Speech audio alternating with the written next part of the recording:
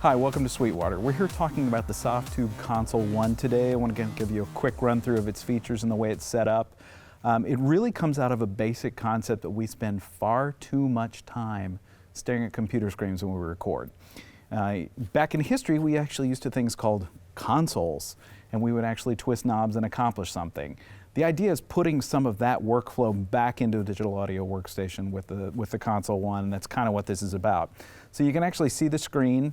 It's interfacing with Console 1, and what I basically get is what is a channel strip from an SSL 4000 series.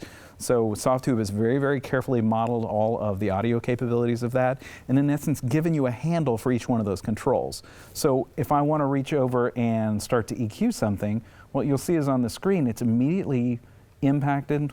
If I had audio going back behind that, you would see an FFT going. If I go to grab the compressor, it will immediately put it into input, and I can start controlling that. So the beautiful part about this is we have a bad tendency with plugins to bounce around windows and double click and spend more time looking at things than we do listening to things.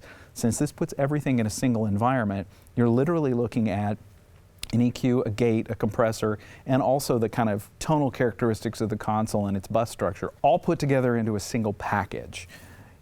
Basically, you put the plugin called Console 1 on each track of your DAW, and then you're actually playing through it, and then you can literally select the channel on Console 1. You've got the ability to solo the channel, get in and focus on what you're doing, and EQ and compress and do whatever kind of processing you need within that single environment, all without ever having to actually look at the DAW.